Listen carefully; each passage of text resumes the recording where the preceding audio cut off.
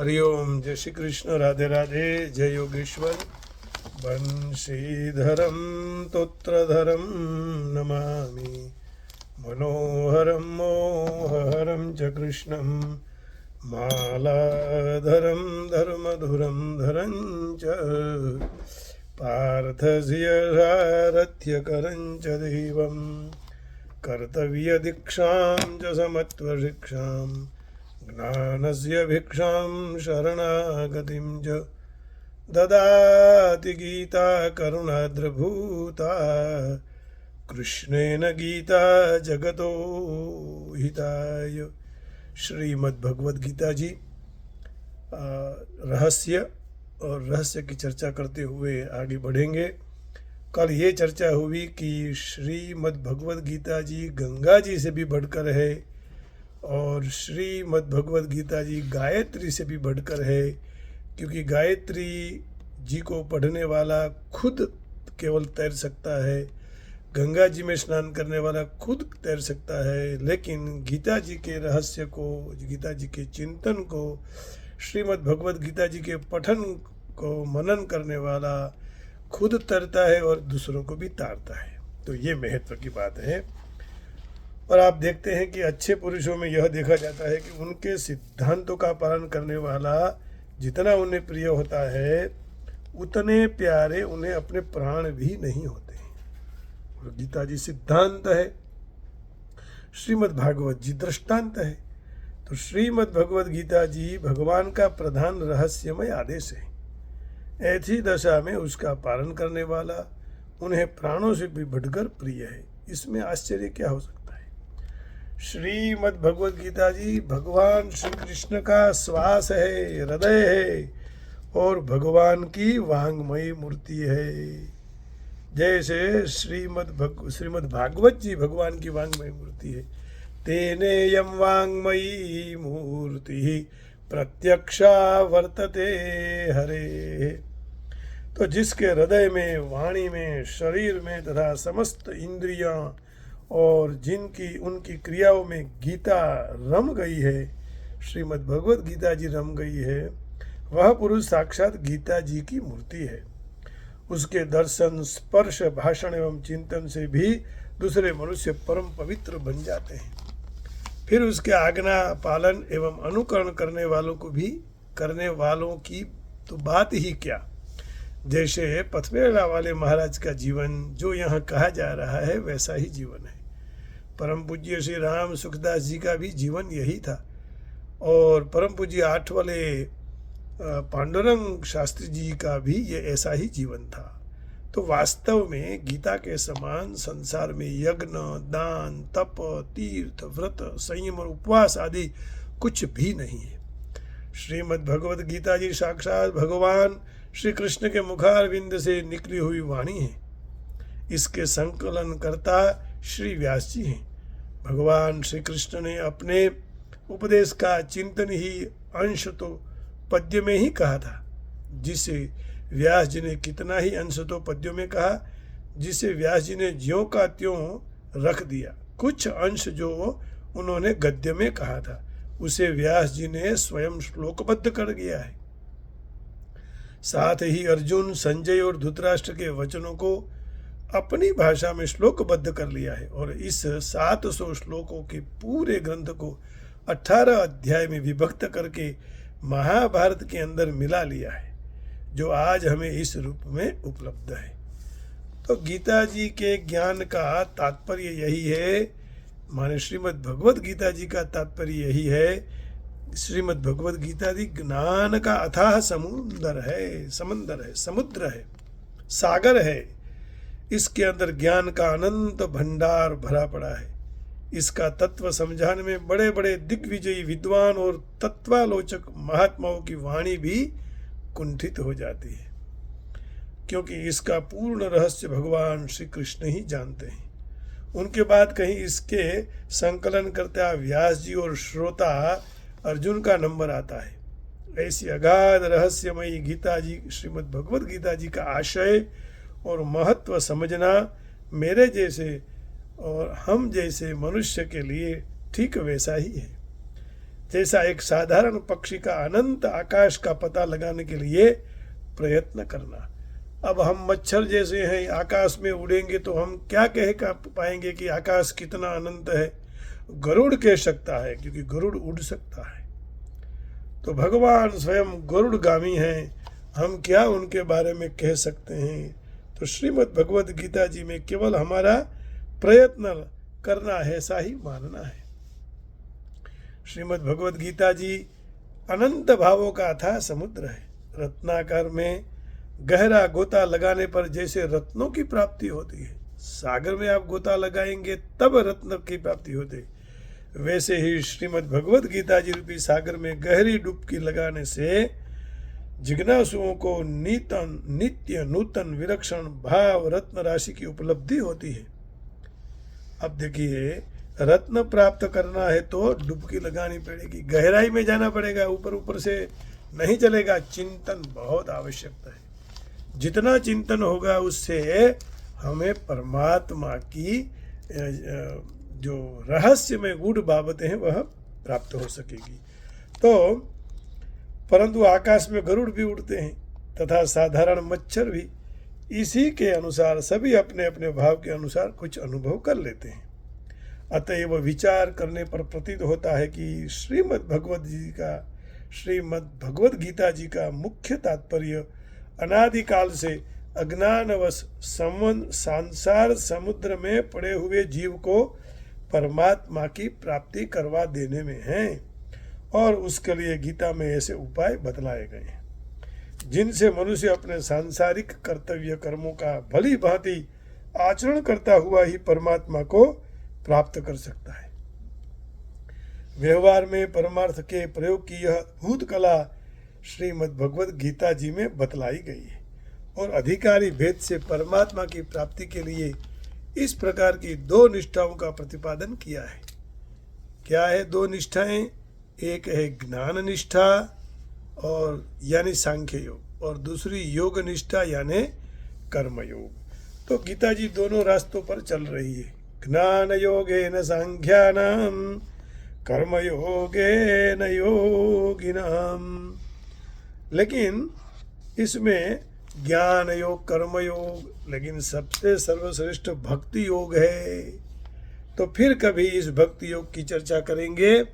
आज ज्ञान निष्ठा यानी सांख्य योग और योग निष्ठा यानी कर्म योग, इतनी ही चर्चा करके आज का यह सत्संग भगवान को समर्पित करते भगवान के पास कुछ भजन और कीर्तन करेंगे।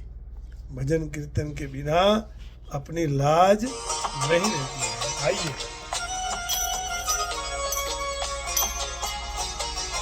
वही लाज रखता है।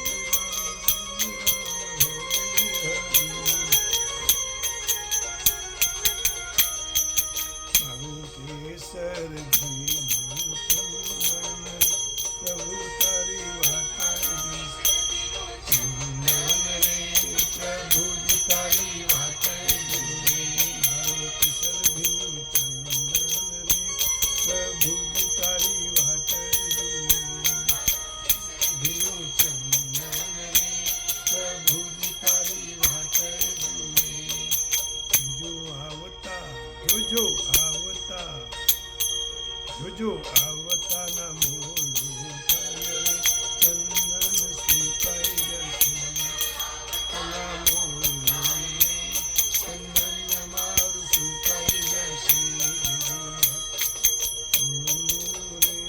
શ્રીનાથજી તારા વિના શ્રી કૃષ્ણ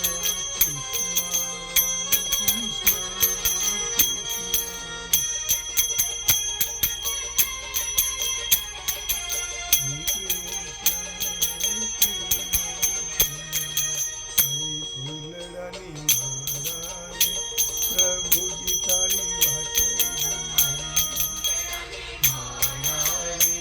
પ્રભુજી તારી વાત ફૂલડાની માળા પ્રભુજી તારી વાત ફૂલડાની માળા પ્રભુજી તારી વાત જોજો આવતા જોજો આવતા જોજો આવતાના મોડું થાય રે ફૂલ મારા કરમાઈ જશે ના મોડું રે ફૂલ મારા કરમાઈ જશે દેવીઓ સોનું શ્રીનાથજી તારા હરે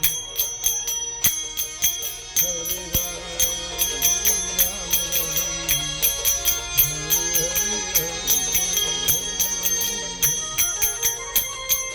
Hare Krishna, Krishna Krishna, Hare Hare. તારી માટે ભવભીનો પ્રસાદ રે પ્રભુજી તારી વાત મારો ભાવભીનો પ્રસાદ રે પ્રભુજી તારી વાત ભાવભીનો પ્રસાદ રે પ્રભુજી તારી વાત હો જોજો આવતા હો જોજો આવતા હો જોજો આવતાના મોડું થાય પ્રસાદ મારો ઠંડો થશે તના મોડું પ્રસાદ મારો ઠંડો થશે શ્રીનાથજી તારા હરે રામ હરે હરે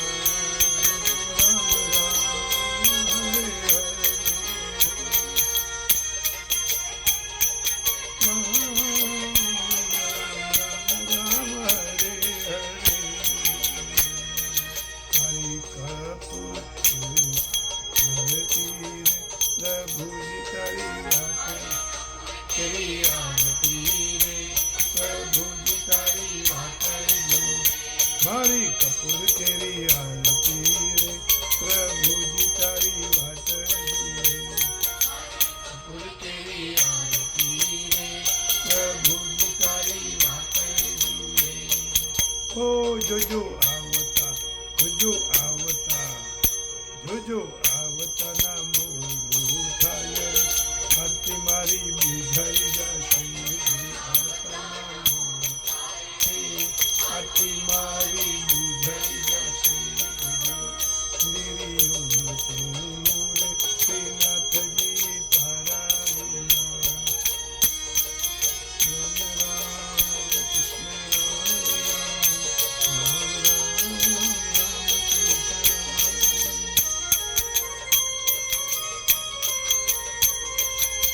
હરે કૃષ્ણ હરિ પૂજા માટે ખામી પ્રભુજી મારી સામે પૂજા માટે શીખામી પ્રભુજી મારી સામે મારી પૂજા માટે શીખે ખામી પ્રભુજી મારી સામે પ્રભુજી મારી સામે હે તારું ભક્ત મન તારું ભક્ત મન તારું ભક્ત મંડળ શિરરે વિલંબ કરે શિરરે વિલંબ કરે તારું ચંદુરી રે શ્રીનાથ